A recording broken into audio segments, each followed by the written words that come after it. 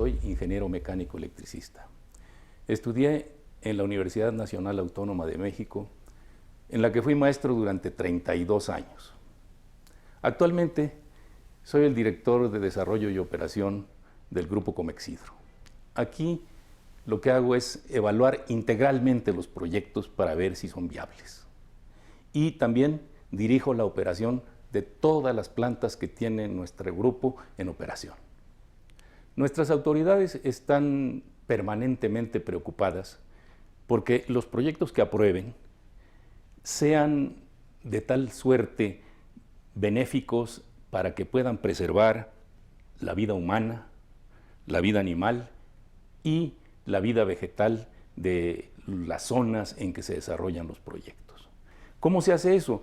Bueno, estas plantas tienen que, sobre todo cuando se construye una presa, como es el caso del proyecto Puebla, donde el agua se va a almacenar temporalmente en la presa, una vez que el agua sube, se va por el túnel y pasa por el túnel y solamente toca las paredes del túnel, después baja a la casa de máquinas y no tiene contacto con ningún contaminante, de tal manera que el agua, como entró al túnel, es la forma en que llega al río después de que se aprovechó toda la energía que tiene el agua una vez que se almacenó.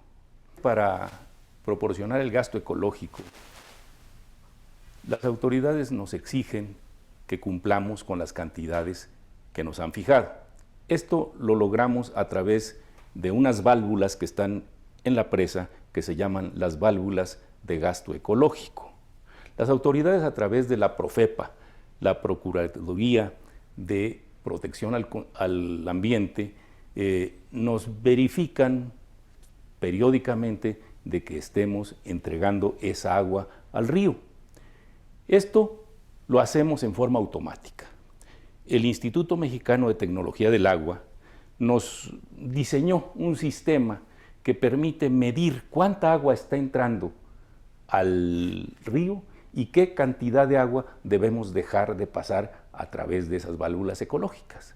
De esa manera se garantiza que siempre exista ese gasto ecológico y que si no proporcionáramos seríamos sujetos a una multa por parte de la Profepa. En el caso de Puebla, se nos obliga a dejar pasar 96 millones de metros cúbicos. 96 millones de metros cúbicos, no se imaginan ustedes la cantidad de agua que eso significa. Imagínense, si fueran para el uso humano y que una persona usara durante el día un tambo de 200 litros, esa agua que dejamos pasar solamente en el tiempo de estiaje, donde solamente estamos dejando pasar 26,000 metros cúbicos por día, el agua sería suficiente para preservar la vida de 130,000 familias. Con esa agua podríamos regar 874 hectáreas si le damos 1 metro de capa de profundidad. Y desde luego que los peces tendrían suficiente agua para vivir. Existe la falsa creencia de que el pórtico que se encuentra en la parte de abajo de la presa sirve para desasolvar. No, no es así.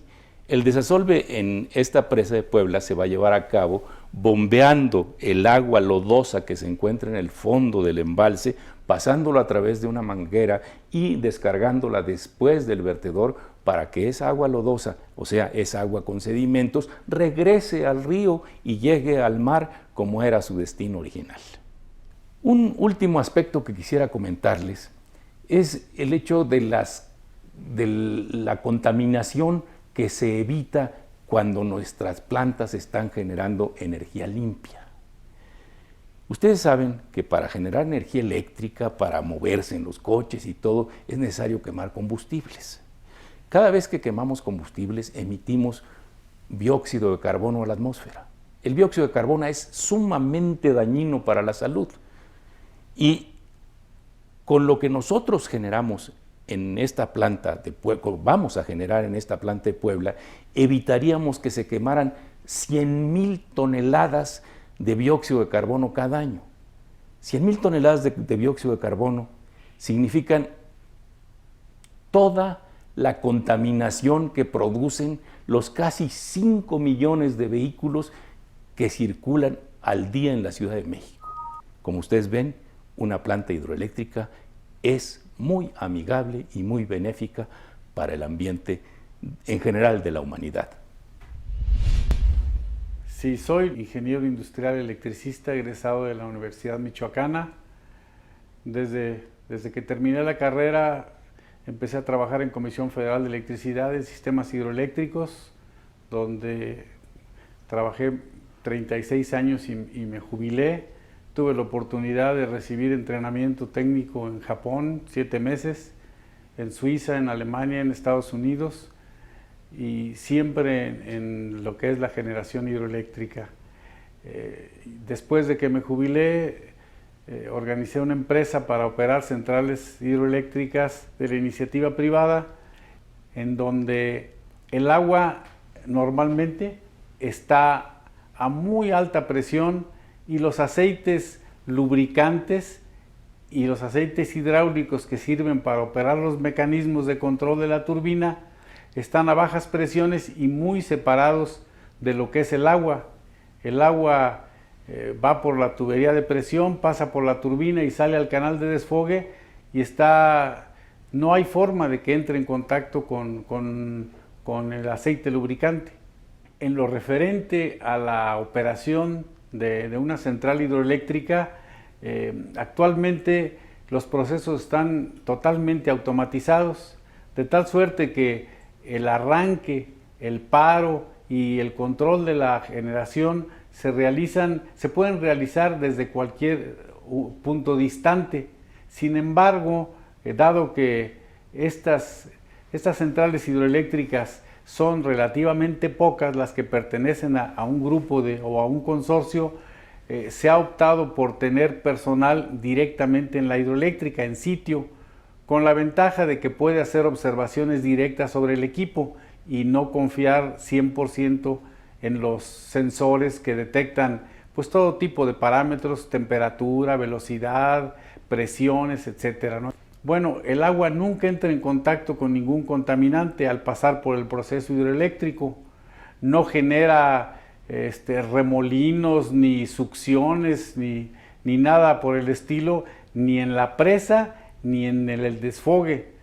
El desfogue es cuando ya el agua pasó por la turbina, descargó toda su energía y sale transcurriendo, o sea, fluyendo a muy baja velocidad, porque toda la energía cinética, toda la velocidad la transmite a la turbina, se convierte en movimiento, en energía mecánica, cinética, y ya el agua fluye a una velocidad en donde no provoca erosión, aparte de que se tiene un canal revestido de concreto antes de descargarla al río.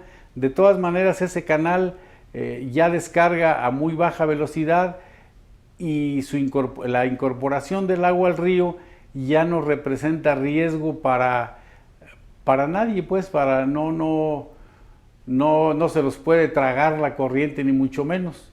Es muy común ver muchos peces en los desfogues de las turbinas. También vale la pena mencionar que por norma estamos obligados a analizar el agua físico-química y bacteriológicamente tanto en la presa como en la descarga para demostrar que el proceso hidroeléctrico no contamina en ninguno de esos aspectos el agua.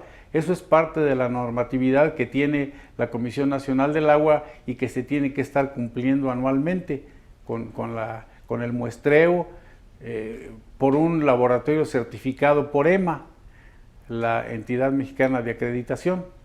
Entonces, sí está vigilado el cumplimiento de esa normatividad de no contaminación del agua. Muy buenas tardes. Soy biólogo, egresado de la Universidad Nacional Autónoma de México. Tengo una maestría en ecología. Por muchos años he sido servidor público. Actualmente soy el director general de una empresa de consultoría ambiental y somos responsables o colaboramos con la empresa en la elaboración de todos los estudios y toda la gestión de los permisos que necesita desde el punto de vista ambiental el proyecto Puebla 1 para poderse desarrollar. En este sentido, nos hemos encargado de hacer muchos estudios, de entender cómo funciona la zona, los ecosistemas, los recursos, para poder saber cómo desarrollar este proyecto en un contexto que permita a la gente de la zona poder seguir usando sus recursos y el proyecto poder generar la electricidad que se necesita para el país. Una de las cosas más importantes que se necesitan para poder saber si un proyecto de este tipo, que es una presa, puede o no realmente realizarse, es determinar cuánta cantidad de agua puede retenerse en el río y cuánta cantidad de agua el río necesita que siga corriendo para que pueda funcionar. Y cuando digo que pueda funcionar, me refiero a que la gente que vive en la zona pueda seguir haciendo uso de esa agua y de los beneficios que el río le da. La cantidad de agua que un río debe de llevar teniendo una presa construida le vamos a llamar gasto ecológico. Sabemos que en todos los ríos de montaña, en cualquier estado, y el río Ajajalpa no es la excepción, cualquier lugar del planeta, los ríos de montaña llevan agua que corre muy rápido por las pendientes, pero en el transcurso de su transitar, el río deja pozas que los habitantes saben que existen, que usan, porque en esos sitios es donde se almacenan y se guardan o se conservan la mayoría de las especies de animales que viven asociadas al río. Y el gasto ecológico que este proyecto va a permitir que siga circulando, garantiza que esas pozas donde están los peces, los animales, la fauna que vive asociada al río, siga existiendo. El río va a mantenerse funcionando. Y recuerden, como les dije, que esto es como sistema digestivo. El río le da vida al ecosistema, sí, pero el río depende de lo que llueve. Lo importante es que se mantengan los regímenes de lluvia. Y en esta zona de Puebla es una zona muy lluviosa, por lo tanto el clima se va a mantener y lo que sobra, lo que no pueden las plantas absorber, lo que los habitantes no usan en sus actividades que va a dar al río, eso va a seguir circulando hacia él. Y esta parte en época de secas, que llamamos gasto ecológico, es lo que va a seguir corriendo y va a garantizar que el ecosistema del río y las pozas que están a través de él se sigan manteniendo y siempre haya los servicios que ustedes necesitan para que siga existiendo. Lo que mantiene el ecosistema, y cuando me refiero al ecosistema es a toda la vegetación natural y a los cultivos que ustedes usan, de la cual la gente vive, depende de las lluvias. Esa no se va a ver afectada por el proyecto, porque el proyecto finalmente lo único que hace es aprovechar parcialmente el agua que está corriendo el río. Entonces, la construcción tanto de la presa como del túnel de desvío no modifica absolutamente nada en la cantidad de agua que ustedes van a recibir cada año, como lo han hecho desde el pasado y como lo seguirán haciendo en el futuro. Mientras haya lluvia, ustedes tendrán sus cultivos andando y la parte de selva o la parte de vegetación que existe en la zona seguirá estando presente. Una de las obligaciones que este proyecto se ha autoimpuesto es el tratar de reforestar, el brindar una recuperación de lo que parte del ecosistema que se perdió antes de que el proyecto existiera. ¿Esto qué quiere decir? Fíjense que, por ejemplo, en este momento todavía no se inician las obras del proyecto y ya, sin embargo, hemos, como ustedes lo saben, implementado un vivero, el vivero Florida, y hay 10 hectáreas de selva de bosques que se están reforestando y se va por más. ¿Cuánto más? 3-1. Quiere decir que por cada metro, cada planta que el proyecto afecte, por lo menos repondrá 3. De forma tal que ayudemos a incrementar la cobertura de selva y de bosques en la zona. Es bien importante porque esto va a conservar la biodiversidad. Y si conservamos la biodiversidad, conservamos los servicios que les brinda el bosque, el río, a ustedes y los podrán seguir usando. Yo soy ingeniera química, egresada de la Facultad de Química de la Universidad Nacional Autónoma de México, con una especialidad en evaluación de impacto ambiental. La gestión ambiental del proyecto inicia con elaborar una manifestación de impacto ambiental. Lo más importante de este documento es que una vez identificados los impactos, se proponen una serie de medidas y programas para prevenir, mitigar y compensar dichos impactos. Principalmente tenemos un programa de reforestación, también tenemos el programa de rescate y conservación de flora. Otro programa importante que se va a llevar a cabo es el programa de rescate y reubicación de fauna. Es decir, se identifican a los individuos y se reubican en zonas que puedan desarrollarse como estaban exactamente en el sitio en donde fueron encontrados. Otro programa también que se llevará a cabo va a ser el programa de conservación de suelos, que no se pierdan los suelos con los deslaves, con el río. Finalmente hay una cierta erosión, entonces lo que se pretende con este programa es que el suelo que sustenta la vida y a los árboles y las plantas sea conservado para que todo el ecosistema siga funcionando. Un programa muy importante que también se va a llevar a cabo será el programa de calidad del agua. Otro tema muy importante son los residuos sólidos, los residuos líquidos y algunos residuos que se generan a través de la construcción de la presa.